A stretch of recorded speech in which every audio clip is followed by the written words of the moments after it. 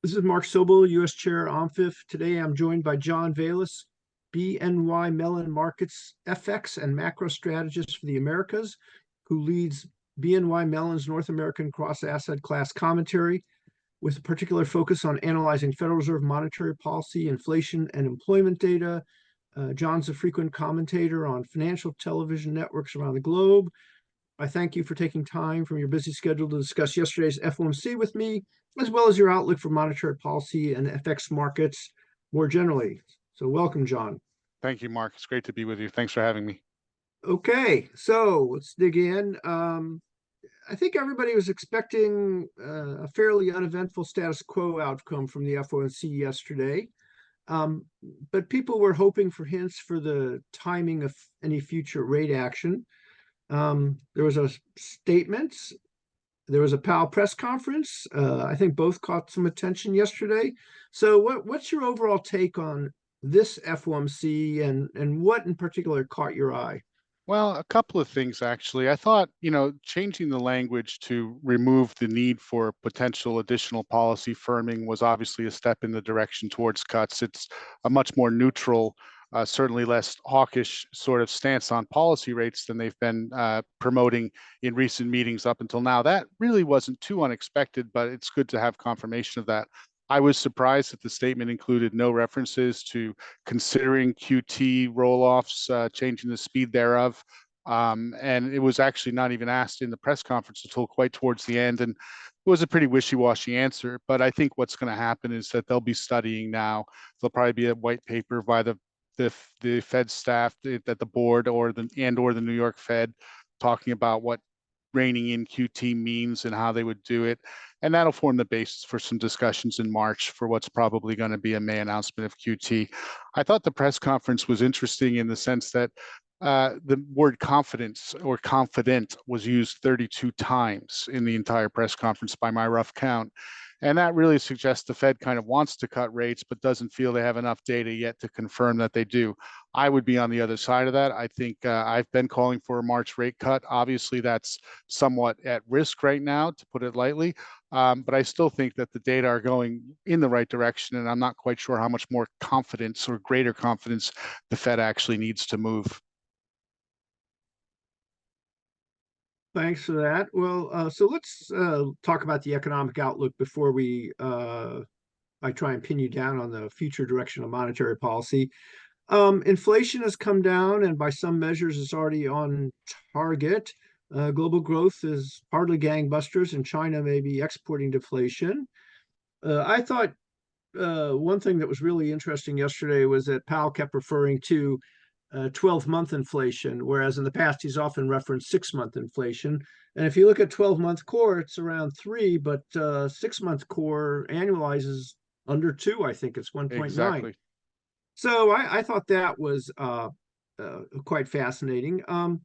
But notwithstanding that, some still have some concerns about stickiness in U.S. wages and services and have some concerns about the last mile of inflation. Though I saw yesterday's employment cost index numbers were fairly muted. There's obviously risks, oil markets and whatnot, given some of the Mideast turmoil. But what's your overall take on inflation at this point?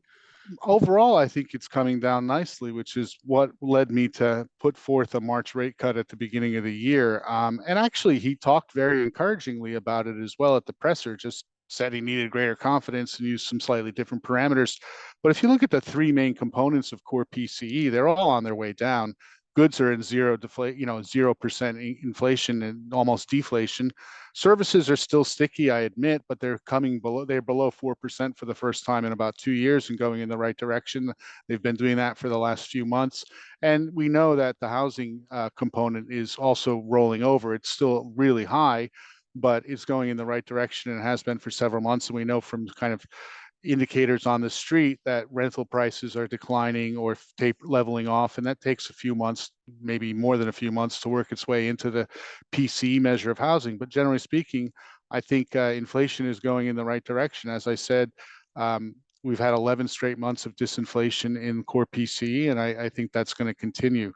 The last thing I'll say is if you just take the 0.2% per month increase in core PCE from now through the summer, you'll be at 2% annual core PCE by June. So I don't quite know why the Fed would be waiting until they actually get to their target to cut rates. So another reason why I'm somewhat disappointed that they've not quite, but almost closed the door on a March cut. So you don't really see a last mile, and you frankly think we're almost there and we'll be there much earlier than people used to expect.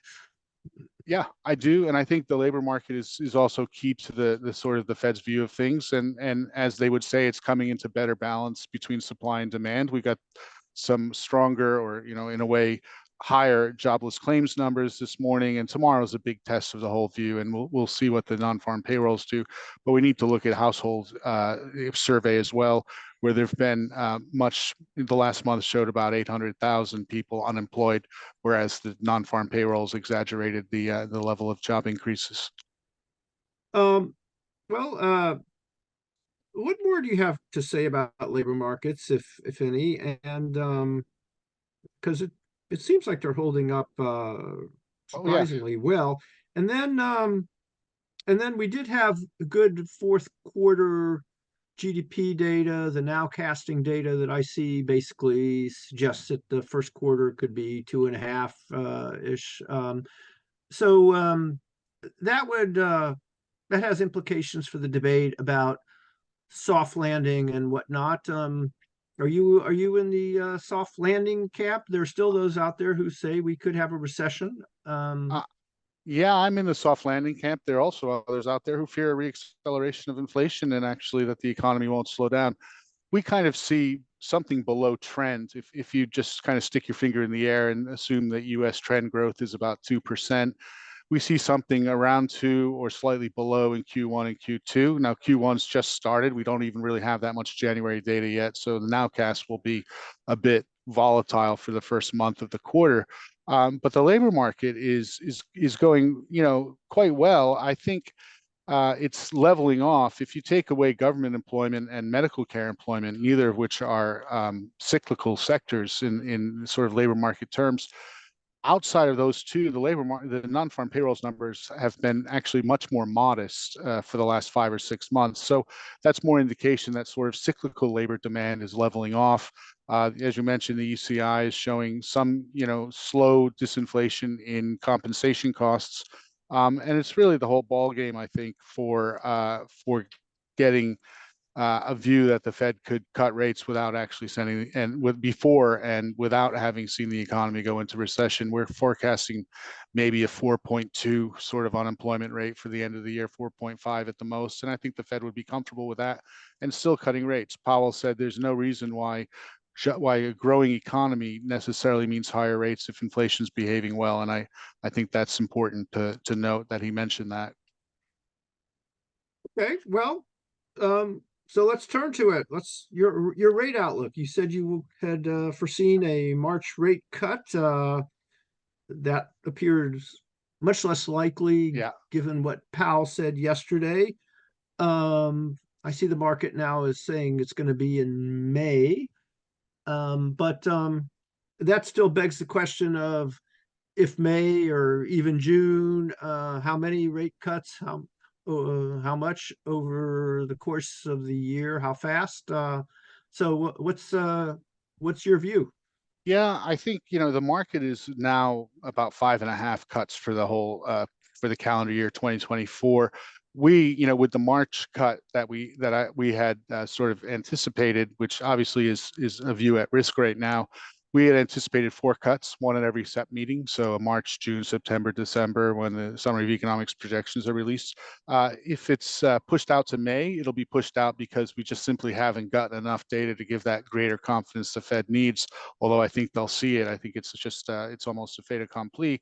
So May complicates 4 rate cuts for the year, but I still think the SEP meetings provide them a chance once they start cutting rates to telegraph how many cuts there'll be and to try to get the market off this 5.5 to 6 cut trajectory. I do think it'll be a mistake to wait until June because, as I said, I think inflation will be at target by then, which is probably that would be an initial rate cut too late. So if it's not March, I think it'll be May, and the only difference will be that there's been 6 more weeks of data to confirm the trend that we've been talking about. Well, a 6 week delay will hardly kill the economy for 25 Absolutely. basis points. Do you see this continuing in 2025? Yeah, probably. I think the economy will slow down. And inflation by then will be under control unless some geopolitics or supply chain issues reemerge. So I see another 2 to 4 cuts in 2025. Really depends on where the real economy is at the time. But we're having, we're forecasting 2024 with more attention right now. But I think the rate cuts will continue. I see a terminal rate of between 3.5% and 4% at this point, given where we are sort of post-pandemic structurally. A terminal rate in 24 or after In 25? 25, in 25. And where do you, what does that imply for 10-year and things like that? Yeah, interestingly, I think we'll see some steepening of the curve. We're concerned on the long end of the curve on supply issues, although this week was somewhat encouraging given what Treasuries put forth as their borrowing needs and their policy statement refunding announcement. But I think there's a couple reasons why 10-year yields will stay anchored or even rise towards 4.5%. Supply and demand are one. We have proprietary data here at BNY Mellon that shows foreigners aren't buying U.S. Treasuries and actually selling out of fairly long positions that have been built up in the previous year. There's always the Bank of Japan changing monetary policy, changing rates, bringing them higher, potentially an interest rate shock across the world, which would also push yields higher around the DM market, core markets. And we think that the 2 year is probably at 420-ish. It's probably got some room to go down if those rate cuts that we've been talking about get priced in appropriately. So I see curve steepeners both from the bearish and the bullish sides. Cool. Well, let's shift gears to quantitative Mhm. tightening since you you raised it earlier, and Sure. it's obviously something that's beginning to loom on the Fed's minds. Um, Having followed the discussions and not well understanding them, I had gotten into my brain that the Fed had an ample but not abundant reserves regime objective. And I even had some notions about what that might be, like, 8 to 10% of GDP Mhm. in terms of reserves. But then Lori Logan at the Dallas Fed gave an interesting speech. She argued that the pace of balance sheet reduction should be slowed when overnight reverse repo bounces became low. What's your view on what constitutes ample reserves, how the overnight reverse repo bounces factor in, Yeah. and what's your outlook for QT this year? Sure, a lot to unpack there. I think it should be mentioned that Lori Logan, of course, was the head of the New York Fed's money market division for many years. So QT and QE and all those sorts of things are really dear to her heart and top of mind for her. So I think it was not insignificant that she mentioned these at the American Economic Association, and I think it did have to do with the repo stress of November and December last year. The indication, even though reserves are abundant, and they're well above 3 trillion whole system wide, there's concerns, particularly raised by her, that some banks may be close to their lowest comfortable level of reserves now or getting there and don't want to go below that. RRP drain, which we forecast to be below 200 billion in take up by May and below 500 billion this month, by the end of this month, February, that'll affect how balances get redistributed across the system. And if they do get quite low, that will eventually reduce reserves. Plus, the Treasury bill issuance will also reduce reserves. If RRP stays, around 200 billion and doesn't go directly to zero, that'll still cause money funds to buy bills, and that'll reduce reserves. So I think it's on the agenda. It ought to be. Like I said earlier, it was surprising to me that so little was said about it yesterday, both in the statement and in the press conference. But our view is, as I said, sort of study the effects of it and parameterize it between now and the March meeting and announce it in May. And it'll probably be a reduction above about half of the 65 billion in roll-offs for treasuries that they have now to something like 30 to 35 billion. think that'll be good for the bond market. It'll increase liquidity and generally good for risk markets. So yeah, that's where we're looking at QT right now. Oh, so the Treasury's part of the roll-off, you said roughly halved or so, Hmm. Yeah, starting mid-year, May or 1st is my target for an announcement. and then they wind it down by the end of 24, or Yeah, I think the view here is that if you want to keep QT going for longer, you need to go slower. yeah. And that slowdown will then, next year is a whole nother kettle of fish, but I think that the intention will be to keep it going as long as possible, even if they have to slow it more. And they don't touch the mortgage component. They're really not rolling off as much as they've promised. So I'm not, and they may touch it symbolically, but I don't think it'll change the roll off sort of policy on mortgages. Great. Well, I'm going to shift gears again, Sure. since you have FX market responsibilities, and that's something I've followed throughout my career very closely. So I'm going to throw a long-winded question at you. Okay. I always say when one predicts FX markets, it's a fool's errand, but we all do it, right? Um, so, I think rates, FX markets for 2024, the dominant factor will be relative monetary policy stances and shifts. Um, we've been talking about the Fed. My view is the ECB is going to be aggressive at some point, mid-year at the latest. The Bank of Japan, you alluded to, it may somehow reduce accommodation, maybe starting in April. Um, China, going to be wary of too much accommodation. There's capital outflow. Plus, there's in China, there's geopolitical risks more generally globally, which is means risk off, and that's usually a dollar supportive. So I kind of see maybe some dollar softening against the euro, nothing big. Maybe the RMB moves up a little bit, but faces drags in doing so. Yen could move up a bit. I always look at the Canadian dollar and Mexican peso because they're such a big part of our trade weighted basket. I think they're pretty flattish against the dollar. So and I see the trade weighted dollar not a big deal this year. So anyway, what did my fool's errand get wrong? Oh, well, it couldn't get anything wrong because, like you said, we're on a ship of fools when it comes to currency forecasting. My view on the sort of broad dollar is whether it's March or May, as we get close to rate cuts and the rhetoric and the pricing and the probabilities of rate cuts gets very high, the dollar will weaken. We saw that yesterday, actually, when the first part of the press conference was sort of interpreted dovishly, and the dollar weakened on that. So the dollar will weaken until the Fed cuts rates. And then, as you say, the other central banks will have to join the party, and some may be more aggressive than others, even if they're slightly later or earlier in relevant terms. So I think once the other central banks, so initially sort of dollar softness and then a rapid increase in the USD in the second half of the year, primarily because US outperformance economically is going to be such an important thing. And as you said, we've only got, we probably have more aggressive rate cuts from some of the other central banks in the G10 than in the US, given our 4-cut view for 2024. Peso has been an interesting, really a big outperformer last year. And in our data, the holdings have been very extended. And given that Banxico is probably also going to join the rate cutting party at some point this spring in the Northern Hemisphere, we kind of like to take peso exposure down a little lower. We'd like the yen, given what we think will be a big shock to a monetary policy coming this spring as well. And the Canadian dollar is in a tricky spot because I think Canada's flirting with stagflation right now. Inflation is stubbornly high, and the banks continues to talk about that. Although the economy, given we had a strong fourth quarter GDP print the other day, but generally speaking, the view on is the Canadian economy will slow down to zero growth.